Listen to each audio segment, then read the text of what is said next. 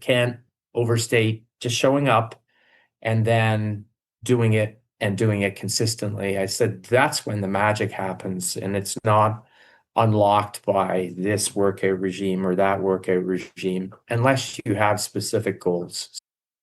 I'm Annemarie McQueen, journalist and proud 50-ish woman, and we are here looking for the true truth in perimenopause, menopause, midlife, and beyond. Opening our minds to other possibilities is not always easy. Hot Flash Inc. You're all woman to me. All right, Annemarie. Welcome to the Hot Flash Inc. podcast. I'm your host, Annemarie McQueen, founder of Hot Flash Inc. I am speaking to another dude today. I've been trying to get some men in the conversation. I think we need men. I think they bring things down a notch and they add some gravitas sometimes. And I just like to have them in the conversation. I was very happy to come across Dr. Stuart Phillips on Instagram. He's a university professor in the Department of Kinesiology and a member of the School of Medicine at McMaster University, my alma mater. I'll probably tell him that. I'm sure he won't be that interested. He is a Tier 1 Canada Research Chair in Skeletal Muscle Health. Dr. Phillips' work centers on the interaction of exercise, physical activity, aging, and nutrition in skeletal muscle and body composition. He has been paying attention to the menopause space. He has taken on some of the big names, and he's just not afraid to call out what he sees as nonsense. So we're going to just speak to him in very clear, simple language to clear up some of the things that I know you are struggling with because I'm struggling with them. I'm a lifelong exerciser, and I have felt demoralized in the last 6 to 8 months with everything that's being thrown at us. I think I've spoken about it on here before. I feel like there's a bar and it's just continually moved and I will never be able to reach it. And I'm probably going to tell that to Stuart as well.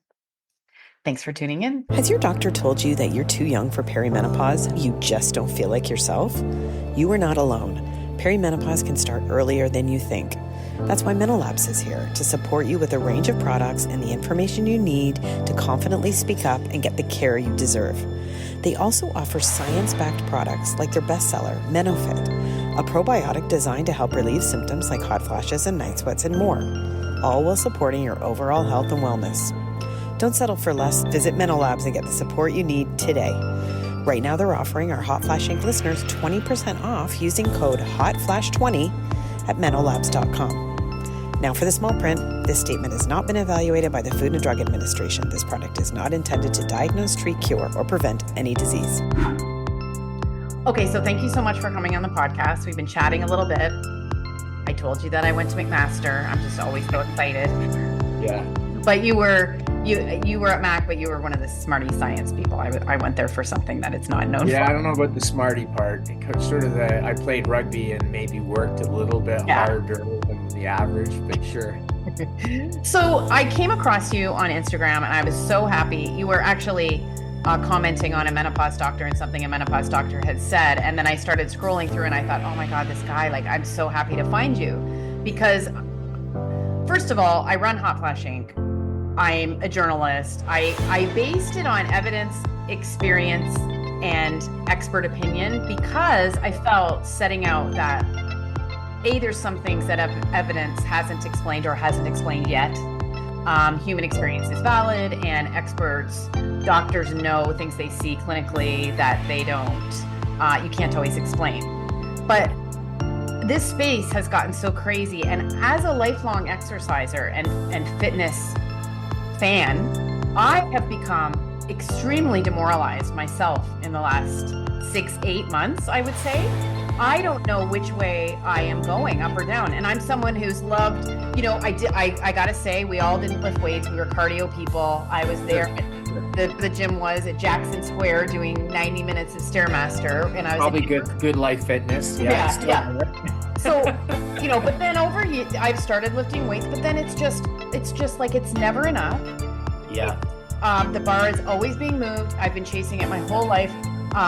You don't even want to go to a yoga class because are you wasting your time? You don't even want to go to a spinning class because it's stupid. So I thought I would just start out by asking you, what do you see when you look at this space and what women are hearing? Like what's your impression? Let's just start there.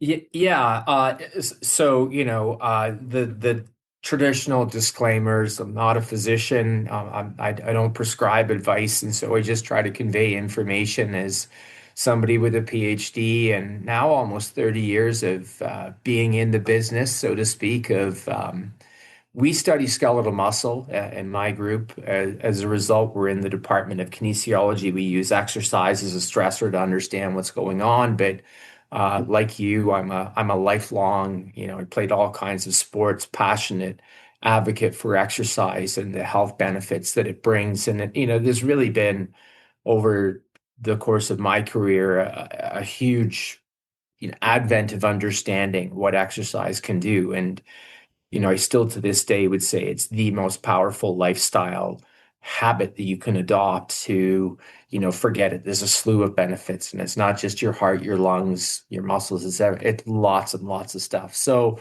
from the outside of the fishbowl and as a man looking into particularly the menopause space, and women's fitness and wellness, I would say in general, it's really confusing. And I think that's a function of social media replacing sort of, I'll call it more traditional, and you might argue pedantic, lay press articles, and certainly a long ways away from what academics would call evidence-based advice as far as, this is what we know, because, social media has created a home for a lot of people to become experts and offer advice, and advice and influence are, conflated with followers. And so it's, as you said, it's confusing and demoralization. I can definitely understand confusion and a little bit of, I hate to say this, there's a little bit of shaming of certain types of exercise. You just said, don't do yoga. Like, what's that good for? And I'm like, it's good for tons of things, but, not everybody is going to have a medal thrown over their head and is trying to make the next Olympics or trying to crush some 24-hour race or a CrossFit or something. And, if you are like I applaud. But most of us mere mortals just try and do the best we can. and that then makes it a pressure cooker for some, just, well, I don't know what the kind word is, but some really bizarre advice that I think is definitely not evidence-based. Okay, so what are some of the more bizarre things that you have seen? Oh, where to start?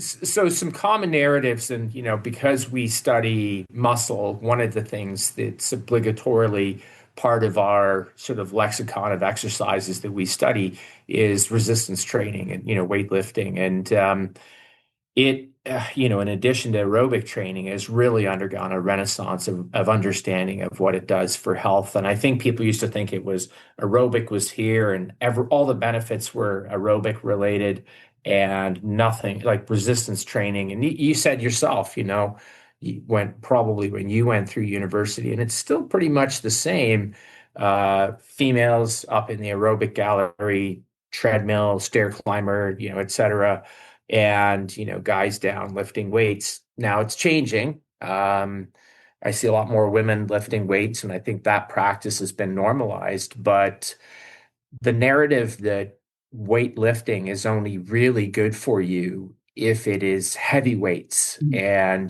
the crew that's out there is LHS, so lift heavy shit. Mm-hmm. And if you don't lift heavy shit, then essentially you're shamed into using mamby-pamby weights or that sort of thing. Now, I need to admit, if you're doing arm curls with a pen, not really resistance training. So something that's heavy and challenging, but certainly, the need to lift heavy is not true. There's lots of health benefits associated with lifting lighter weights. The workout still needs to be challenging, just like any workout. Hopefully it pushes you somewhere. But the sufficiency of lifting weights to get all the health benefits we know are associated with weightlifting, and that includes bone mineral density improvements, that includes muscular strength, that includes improvements in physical functioning, reduction in risk for type 2 diabetes come with lifting lighter weights. And so, that's been a narrative I've tried to push back against and just, here's evidence. I may be idealistic in thinking that presenting evidence will win, but, you know, 70 some odd thousand followers at a time, I think maybe at the converted. Well, one thing you've said that I think is so effective is you need, like, the most important thing is to be working out. So the Yes. heavy narrative prevents people. Also, I've had a number of friends injure themselves by this lift heavy narrative. They're lifting too heavy. Yeah. Where I feel like we're more easily injured when we're at this age. I don't know if that's true. That's something that I want to ask you. Yeah. I don't know. If someone's on social media is telling you to lift heavy and you go in the gym, you don't really know what you're doing. I mean, I think we can all appreciate it. I'll be frank. So the data on reporting injuries that occur with resistance training, with lifting is really poor. So we have a really poor understanding of actually how many people get hurt doing this. But it's definitely true. And I got lots of colleagues in bio. The heavier the load that you're going to lift, the risk, at least, that you're undertaking, particularly if you're not sure how to do things, it can be much greater, and the consequences are much greater. It's not just, oh, I feel sore. It's, something popped, I did something, and then, forget about you can't lift. It's like you can't move. So there are a lot of people, and I need to be clear. If you like to lift heavy weights and you're good at it and you've got instruction, you know how to do it, like, power to you. I'm not saying don't do it, but I do think that there's a degree of understanding with weightlifting that requires either a little bit of instruction or going on YouTube and looking and seeing how it's done, asking for help. And people find it intimidating. And I need to acknowledge, and women in particular, because it's a quote unquote man's domain. And oftentimes you're surrounded by people, weight belts and the whole kind of thing. It's not an atmosphere that's conducive to getting women to do it. So I have a graduate student, a PhD student, who started a program at our local student gym called Women on Weights. And it's basically, so there's a women's only workout space, and it's wholly designed for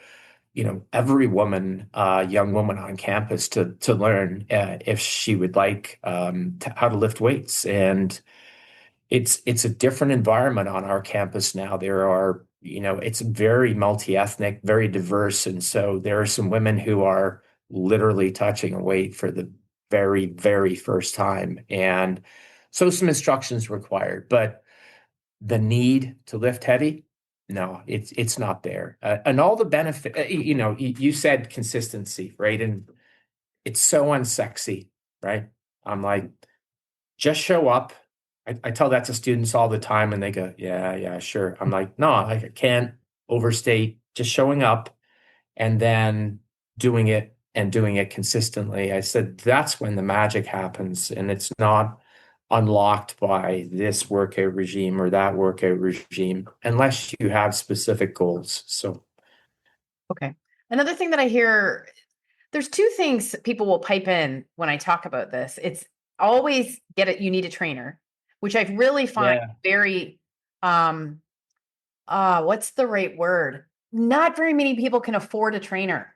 It's Like, gating. such an elitist. You're effectively gating an activity and wow. relating. Like, are you ever? That is such an expensive thing. And of course, so many trainers are on selling their services. I get it. Sure. And then someone will always pipe in and say progressive load. And I understand that just means things getting heavier over time. But when you're a person who's not an expert, that just sounds very, very intimidating and like you don't know what it is. And so I just wondered if you could explain it to us, and like how the mere average person can wrap their head around it. And is it vital? Yeah. So a comment on you need a trainer comment. As you would know, in Hamilton, it's a very diverse city. The east end of the city, there's still 2 steel mills, and there are socioeconomic differences between that end of the city and this end of the city. So, I'm always aware when I'm talking to the general public in this city that I could be talking to somebody who lives in Ancaster and Dundas. The neighborhoods don't matter, but it's quite affluent. And I could be talking to somebody from the northeast end of Hamilton who, the notion of A, going to a gym, and then B, being able to afford a trainer, it's not just gating. You're essentially ruling out that as a means to engage someone in the behavior. So, you got to be aware who you're talking to. And I think it's a little bit of sort of uh, upper SES, Caucasian oriented. This is how life is, and I'm like, it's not like that for everybody. So move on from that. Just a little narrative there. And I just interrupt for a minute. I live in the go for it. I live in Abu Dhabi, and it always makes my heart just soar because there are so many different groups of people living here and all different socioeconomic levels, and I'll go out at dusk on a boiling hot summer day, and there'll be people just working out because they put equipment sort of out in the public, and you'll see people working out and doing calisthenics because they like to move their bodies. And that always makes me, I'm like, that is just as important as get a trainer. That is, they're doing it, right? So I just wanted to say that. Yeah, no. But illustration of, if we're really interested in, sort of helping everybody, quote unquote, then we want to remove as many barriers as possible. And I think that, your example is a great one. Yeah. Why not just use the bars in a park to, try and do a chin up or, and so there's all kinds of ways of sort of breaking that down. So, I mean, I think the barriers that you're talking about, particularly for women, are being able to simplify things. And so the progressive overload, which is, yes, used all the time, is the concept that I could be lifting, say, a 5-pound weight, and then the first time I do it, lifting that 10th repetition, maybe on an arm curl or a push over my head, I'm like, that's tough. But then you get stronger, and instead of at the 10th repetition it being tough, you're like, oh, there's no problem. I can lift that. So the next step is to go up to 7.5 pound or the 10-pound weight, and progress that way. And so the notion is that the stimulus has to keep getting a little bit bigger. It doesn't always have to get heavier. It could be that you can do 7 repetitions and then all of a sudden you find the 7th one easy.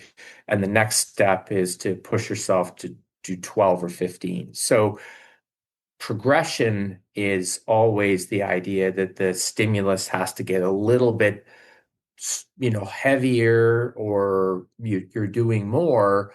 Or if you're only working out 1 day a week, you work out 2 times a week. So there's all kinds of ways to progress. And people talk about overload as it only being load is the progression, but progression happens in lots of different dimensions of it. It would be like, the person who's never really walked goes out for a walk and does it 1 day a week. And then all of a sudden they find, I go, oh, that's pretty easy. So you're like, okay, can you walk further? Can you walk faster? Or are you going to walk twice a week? And the exact same analogy applies to lifting a weight. And so progressive overload is a cool sciencey term, but that's essentially, it means making the stimulus a little bit harder as you begin to adapt and get fitter, or in this case, stronger. Okay. And how much is enough? How much is too much? How do you measure that? Because we all grew up being told we weren't doing ever enough. We weren't, right. And that's how I feel. Like, I just never felt like I was exercising enough. I wasn't eating the right way. I wasn't thin enough. Blah, blah. I'm not complaining. That's just the way it was. What do we do? Because this is confusing too. Because on one hand, people are saying, rest, and you've been working out too much, and your perimenopause is hard because you've been under eating and over exercising, and it's like lift heavy, and you can see. Yeah, it's confusing, right? And I mean, so some fundamental truisms. So we always still have, and I go back to this, the physical activity guidelines, and it says 150 minutes, so 2.5 hours of moderate to vigorous physical activity. That's the aerobic part of it. And I think most people don't know that it also says 2 days a week of strengthening activities, and it gives a variety of them. Not all of them, I would say, are truly strengthening, but yeah, let's forgo that for now. So that's sort of the goal, right? And people say, "Oh, I'm not really doing that." And the point to make in all of this is that those are the arguments that would sort of take you to the top of, health, and if you like. And so if we look at health as the inverse of risk, so risk goes down and then it flattens out. And the flat part of the curve is that's where the 150 minutes is. That's where the 2 days a week is. So if you're doing one day and everybody goes, well, I can't really handle two for a number of reasons, time, my life, my kids, I feel like hell. The zone of chaos, menopause, right? Like Thank you. I Yes. married my wife, I see it. I'm like, chaos is probably an understatement, as far as I can see. So, let's give yourself a break. Um, and the point I always make to people is that it's when you go from nothing to something that you're on the big steep part of the curve in terms of your risk goes down for just about everything. So the benefit goes up. If we always keep our eye and one eye squarely focused on the scale, you can forget about that, because exercise is not a great, shifter of weight. It's a part of the answer, but it's a lot more related to diet. And so I try and sort of, break it down for people. I'm like, so what do you do? They're like, well, I walk, about 10 minutes a day or 20 minutes a day. I do it 3 times a week. So I'm like, yeah, it's 60 minutes. That's amazing. And then I go to the gym and I do this, or I go and lift this, or I take a class or something. And I'm like, yeah, that's resistive in nature. So that, and I'm like, you're already so much better than most people who are doing little to nothing. And just appreciate that some days and some weeks, maybe even for months at a time, the doing of something is so much better than the doing of nothing. And, everybody has a hustle lifestyle these days and wants you to sort of, you need to be an achiever. And, so that's like, it's not only 150, it's like actually the curve keeps going up, the risk keeps going down, and it does, but only slightly. If you do Oh, more. Right. Yeah. And like it really plateaus off, right? And there is still a sort of a downward trajectory, but it's the analogy I like to use is as if, so you soak a cloth in water, and if you haven't exercised, you're the soaked cloth. And then you're like, I do 1 day a week, and look at all the water and the benefit that came out. And I do two and I do three. Now, if you're doing more, you're twisting the cloth pretty hard, and it's little drips that are coming out. So it's the dose response curve. You've got all the benefits, you've got all the reduction in risk. And so, once you start, you're on the steep part of the curve. And so 1 day a week of lifting, 1 day a week of doing aerobic, you're on that steep part. 2 days a week, 2 days a week. Now you're starting to sort of really see the benefits. But now it's starting to curve off. And so you don't need to smash it 5 days a week. You don't need to do X, Y, and Z. You don't need to do 11 push-ups, which is, I saw recently as sort of the demarcation. It's a recommended level. And somebody, I said to my wife, 11 push-ups. She goes, yeah, that's ridiculous. She goes, and she tries. She goes, I can do 7. I'm like, it's pretty good. And I mean, what is the difference between 4 and 7? Probably minuscule. That's the standard that was published. It's from an organization whose meeting I'm going to go to in 2 weeks, the American College of Sports Medicine. But it doesn't say 9 is, you're a loser. 5, forget about it. Or 11 push-ups on your knees is, well, boo-hoo, who are you? The result is actually that you're a heck of a lot better off than somebody who can do none. And I think that's the big takeaway. okay. Can you just, in your most simple terms, explain why muscle? I know this is obvious and this is your work, but why does muscle help? Why does muscle help your brain and your heart? Like, what is the function and your bones? Like, what is going on? Yeah. I mean, I think muscle's been underappreciated as a tissue of health, and until recently, and I'm like you. Um, so so there's probably a number of things. So first of all, muscle is the largest site of glucose disposal, so blood sugar. So the more of it you have, and the more what we call metabolically active it is, it reduces your risk for type 2 diabetes. And, we know that that's a big issue. It's also when you really boil down all of your body composition to the tissues that really contribute to your metabolic rate, and people call it resting or basal metabolic rate, which is sort of like your daily thermostat, how many calories you burn and everything. It comes down to your muscle because there's so much of it, and your liver. And not that other tissues don't contribute. Everybody goes, well, your heart's beating all the time. I'm like, you're right, but it's tiny, right? Um, and your brain, and obviously your brain's contributing, but your muscle, there's so much of it. And particularly if you're active, then your muscle is a big consumer of energy. And so, as we age and that goes down, that's why our energy requirements go down. And so, you need to keep that as much as you do. Women, we know, particularly going through menopause, they experience this decline in estrogen, and bone is the tissue that suffers as a result of that. But, the great way to offset that is to be active and perform resistance exercise, but also jumping and impact exercises, because muscle pulls on a tendon pulls on a bone. And that's what your muscle senses, excuse me, your bone senses and lays down calcified tissue and preserve your bone mineral density.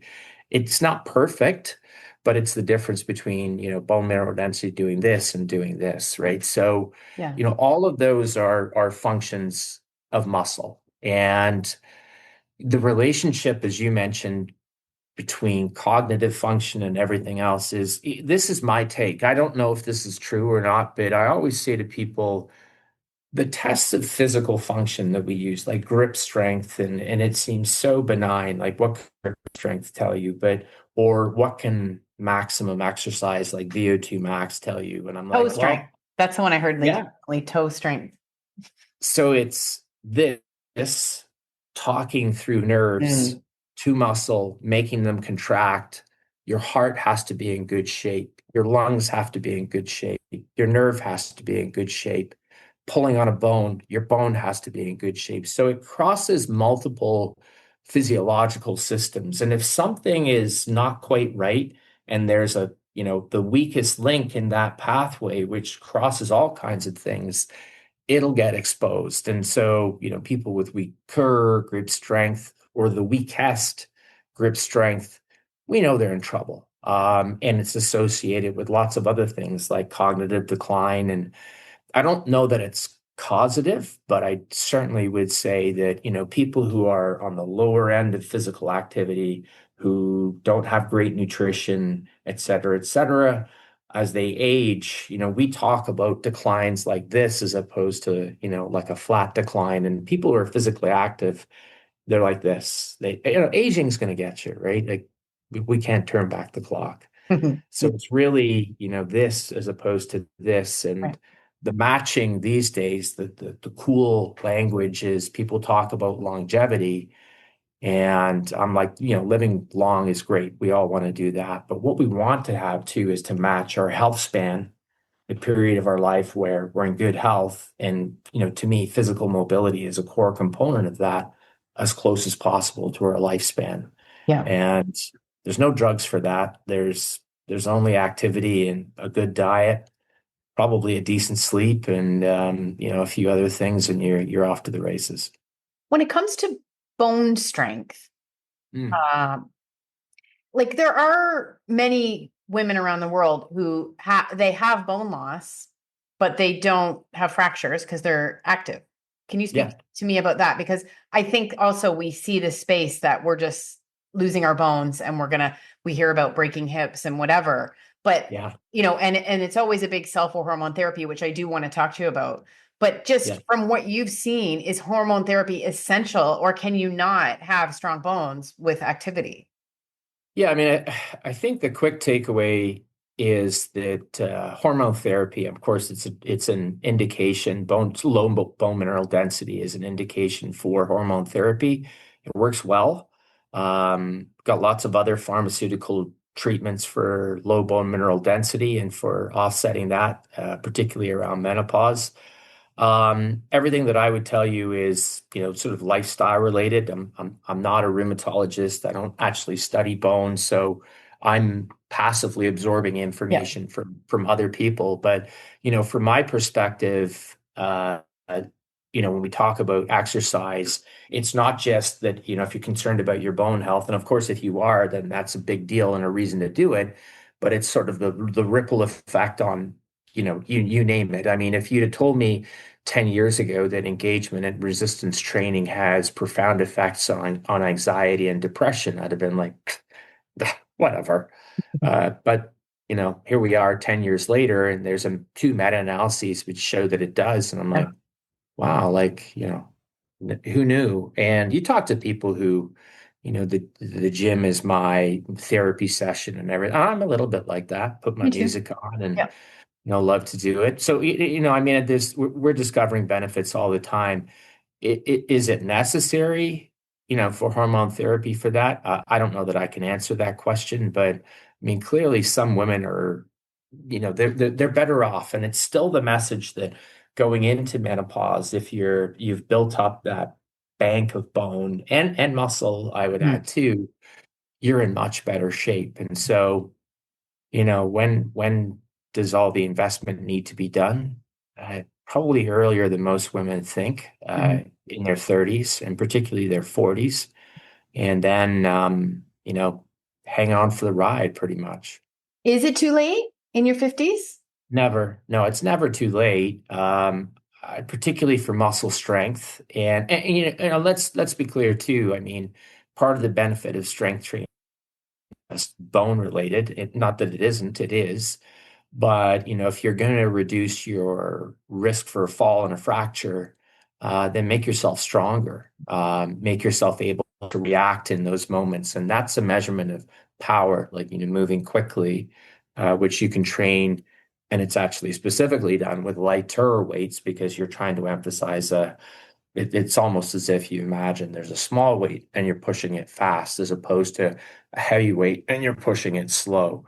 That's a power maneuver as opposed to, sort of this type of thing. So from that standpoint, you're reducing your risk for a fracture, not related to your bone density, but related to your muscles and how well you can move. Okay. And I saw you going after a pretty famous menopause doctor who was Oh, making claims about hormone therapy, estrogen, and muscle. yeah, I'm wondering, what is the evidence on that? Because we hear those claims all the time that it helps you build yeah. muscle. No. There's no link. So, I mean, so two lines of evidence, and I just posted not 15 minutes before we got on the call here on Instagram. This is a recent paper, really well done, looking at cross-sectional declines in muscle mass in women, and they had a group that were in the menopausal age range, so sort of 45 to 55, and they showed this sort of little wobble in women's neuromuscular ability to generate force. And they say, look, something's happening in menopause. If you distill the whole group out, which goes from range 18 to 80, the biggest negative predictor of a decline in muscle function is still age. And I often point out to people, they talk about, the decade of perimenopause, 45 to 55. And I'm like, well, that's still a decade, and we know that muscle is lost at this rate. What you would expect to see is that the curve would, if estrogen loss and muscle loss happened, is that the curve would inflect around menopause, and it doesn't. So we've got population-based data on this. We've got longitudinal data on women that don't align with that model. And then we've also got hormone therapy data showing that it has no effect on muscle. No So there's effect. no No no effect. no direct effect, no like, you know, a lot of people have pointed this out to me, and I wouldn't dismiss it as a potential mechanism. So women have said to me, well, when I took estrogen, I got my life back. I felt better, and I was able to do the things that I wanted to do. And I'm like, well, I'm not going to argue with that, right? Like, I understand. Yeah. And certainly that's a potential. And I said, but it's still a question, right? In other words, we don't have data that women who get on hormone therapy change their behavior around being able to do the health behaviors. So is the hormone therapy an enabler of you being able to do this? It sounds great, and enough anecdotes and personal experience would suggest that that's what some women find, but there is no trial showing that that's true. And so I'm just like, I get it, it's possible. But wouldn't that be an awesome study to have? Some great data. Stay tuned. It's definitely a possibility. Okay.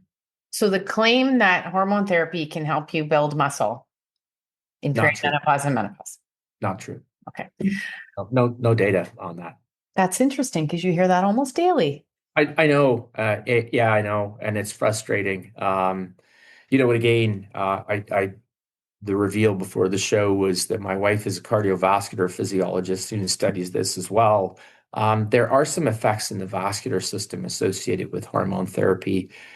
So if there's an effect, hypothesis that we have is that it might improve blood flow. And so that might be a reason, but it's definitely not a hormone directly acting on a receptor in muscle. And there are estrogen receptors in muscle, but yeah, we don't see anything. And I can't see anything because I'd steal some very hardworking graduate students' thunder if I were to do it. But we have some data that strongly makes me think that what I'm saying is correct. In other words, estrogen, trivial, if any, effect on skeletal muscle. Okay. I'm curious if you have any thoughts about fascia. Yeah, beyond what I passively get from sitting in some symposia where I'm the muscle guy and the next guy is around fascia. I mean, I think that there's a big focus on fascia and connective tissue these days. Again, it's enjoying a huge renaissance because it sort of seems to be a site of it's kind of like a pinch point for a lot of people. There's a lot of issues that happen with fascia that a lot of therapists can manipulate, and I'm living experience and proof. There's one person I go to that I don't know what they do, but it's like some magic hands. Honestly, I come in, I'm like this, and then they do, and I'm like, oh my God, what was that? And then afterwards, I'm like, holy cow. Yeah. I don't really know. I mean, what we do know around fascia is it's that thin layer of connective tissue that sort of shines across the top of the muscle. We'd probably get adhesions in there with age. Unfortunately, all connective tissue, not just the stuff in muscle, but the stuff between joints and everything, really difficult to heal it, particularly if once you've hurt it, because the blood flow to that tissue is remarkably poor. That's the case. The regeneration of the tissue, once you damage it or age, just it falls apart. It's so difficult. As I've said to many of my friends, they're like, muscles, I said, I can help you with. Connective tissue, I can't. And I said, when I do find the answer, I'll join you from, my resort in Tahiti and my private jet, because it would be worth a lot of money, right? Bones, joints, it would be awesome. Oh, yeah. You posted recently about inactivity causing pain in people as they age. Can you talk about that? Yeah. So periods of inactivity, we're convinced, particularly in aging, are, it's like the silent thief. And I know that I'm borrowing from other disease patterns, bone loss in particular for that one, but there's a real lack of appreciation, I think, for what even a short-term period of inactivity does to older people. The model we've sort of got, we draw curves where somebody's coming down and they're aging and they seem like they're doing well, but then they have a period of inactivity, and in a very short period of time, they go down, and the thought is that you recover. So you just sort of bounce back up. And the dirty secret is you don't. In fact, if you do anything, you have this period of inactivity and you migrate to a different curve. The problem is that migration and that, hopping from one curve to another can be the equivalent of sort of 8 to 10 years of normal aging in maybe even as short as a 2, 3, 4 week period. And so if you're in hospital laying on, because the de facto treatment when you're in hospital, because people don't like you wandering around because they where are you? You're a fall risk, all these sorts of things, is to lay in bed. And if you're so sick that you can't do anything other than lay in bed, I understand that.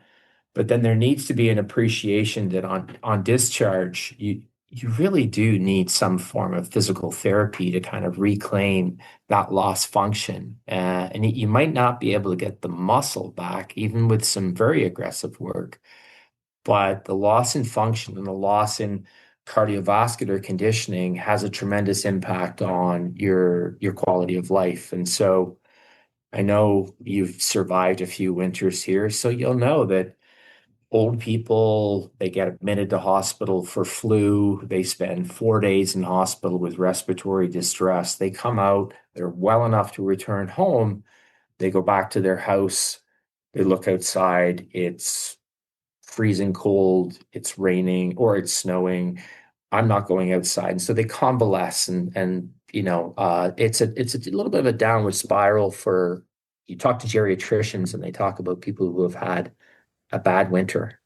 And it's tough on older people. So yeah, we try to push to physicians to help them to understand the deconditioning that happens with just being on bed rest and during a hospital stay, which is, considered to be a normal part of aging. But I think you need to sort of educate people on what they need to do on the backside of that to try and get back some of what they've lost. Okay. I have a couple of just quick things I'm just going to say to you that we hear all the time. Creatine. It's on my supplement shelf, which is short. I use it these days. I know the muscle stuff. It's been around for a long time, very safe. I'm hedging. I have no data, well, that's not true. I'd upset people saying there's no data. The data on the neural or the cognitive side of things is pretty thin these days. I think there's a lot more hype out there on social media than actual evidence, but I'm kind of banking on maybe that's pretty good for your brain. Okay. As you get older. It makes my supplement shelf, but don't expect miracles. Branch chain amino acids. I like to call them BACAs. BACAs, yes. Yeah. Branch chain amino acids, so leucine, isoleucine, and valine, complete waste of money. Particularly to me, as I'm an advocate of eating slightly more protein than recommended, but getting it through your diet, and supplements if you have to. So milk proteins, soy proteins, pea protein, I don't really care. But branch chains are inexpensive extravagance. Don't bother. And protein. I mean, this protein push.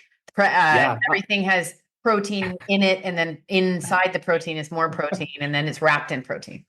Yeah, it's like hysteria these days. Yeah. And I get a little bit of blowback because we study protein a lot, and we may have unwittingly contributed to the narrative that it's important.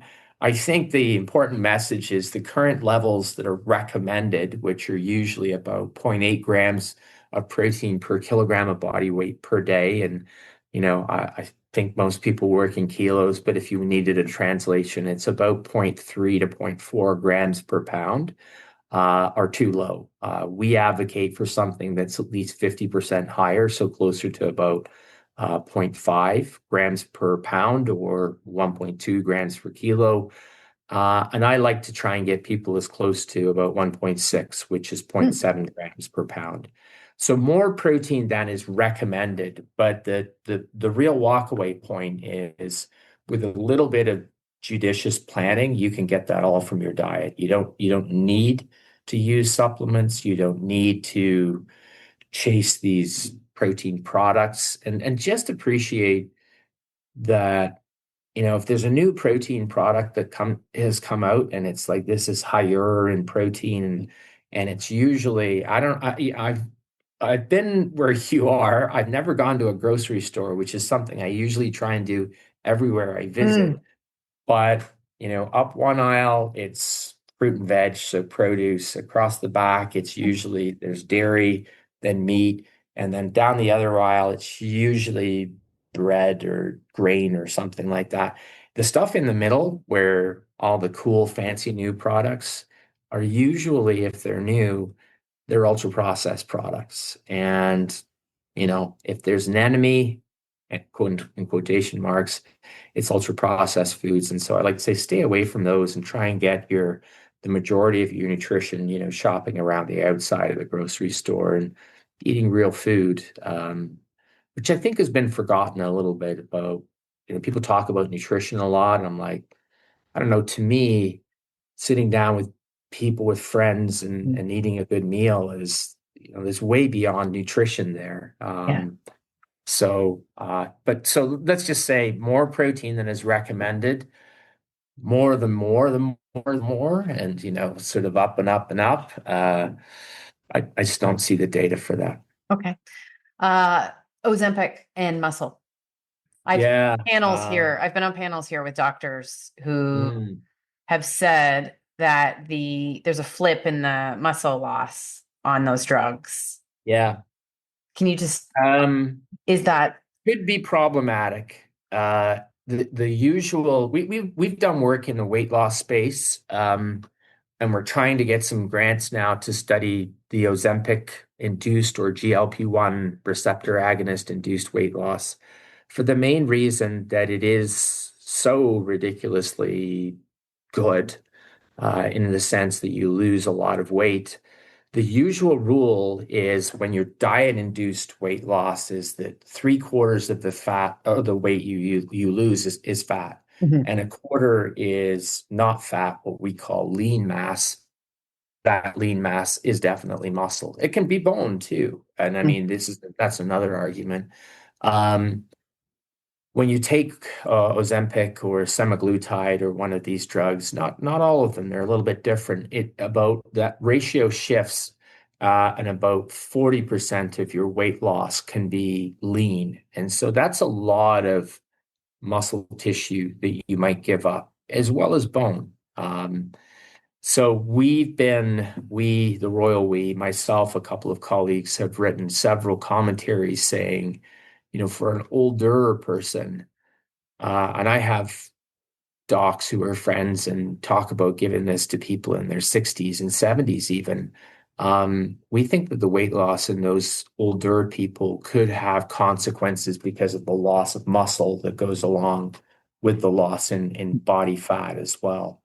I think that's a concern. I think that the companies who sell the drugs also know that it's a concern.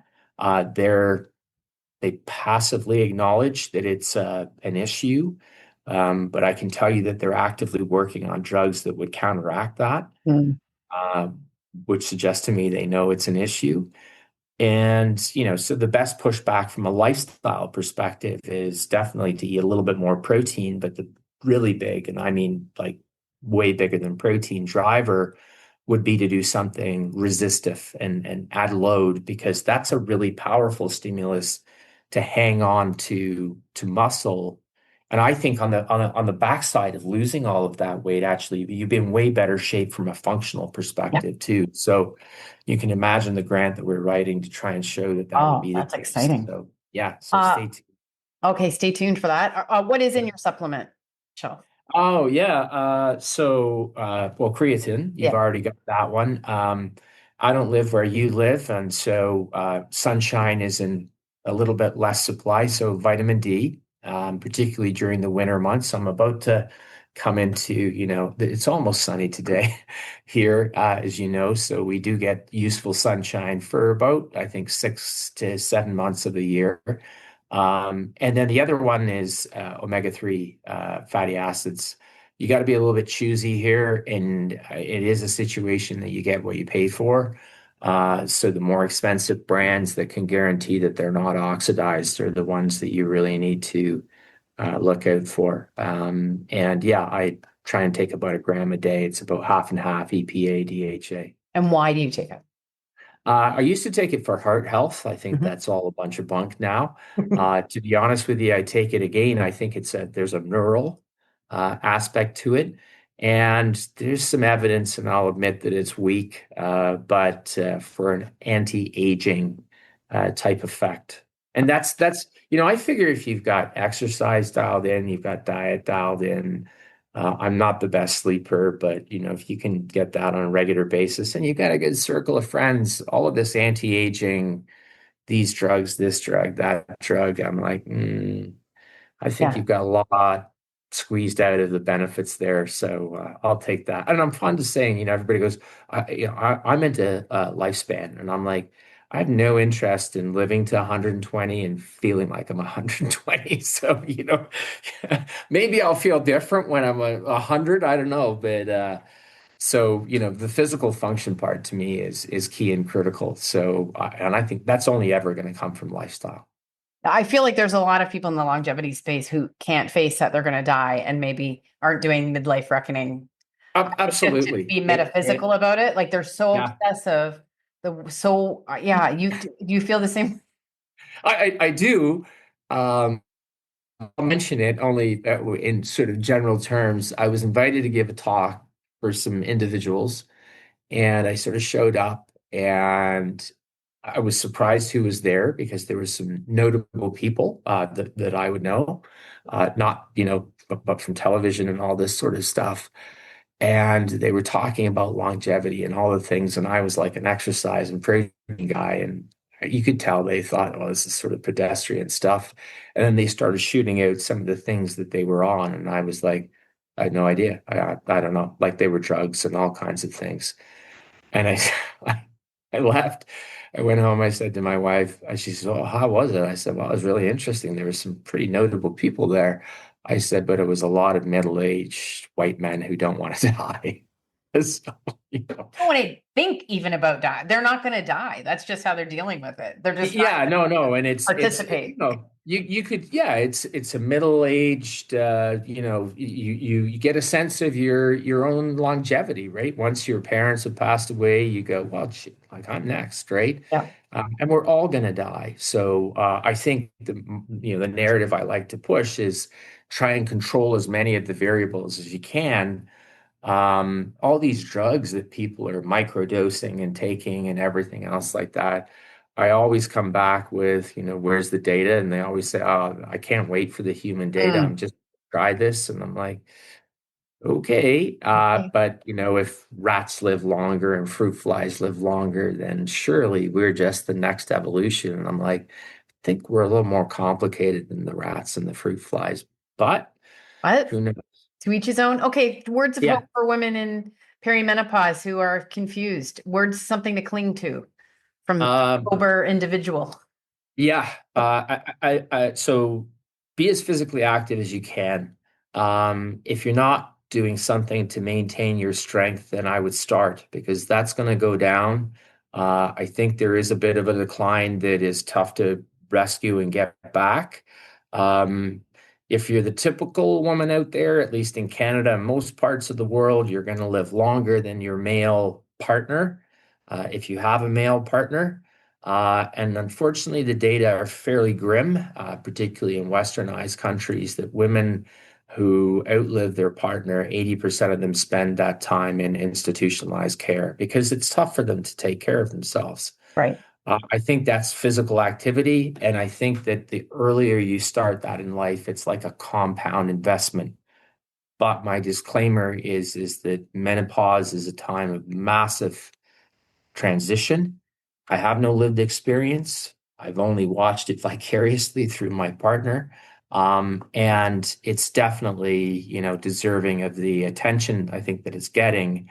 But don't feel bullied, if that's the right word, on social media to conform to something that, even the strongest women out there would have a hard time conforming to. And that's, redonkulous amounts of exercise.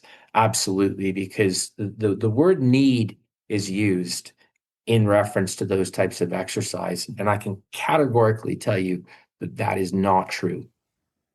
Okay. That's really nice. Thank you so much. Yeah, my pleasure. Information received through the podcast should not be used in place of a consultation or advice from a healthcare provider. If you suspect you have a medical problem, i.e. menopause or anything else, or any healthcare questions, please promptly see your healthcare provider. This podcast, including Annemarie McQueen and any producers or editors, disclaim any responsibility from any possible adverse effects from the use of any information contained herein. Opinions of guests on this podcast are their own, and the podcast does not endorse or accept responsibility for statements made by guests.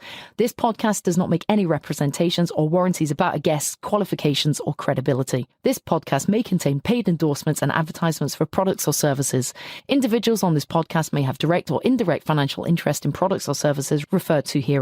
This podcast is owned by Hot Flash Inc. Media.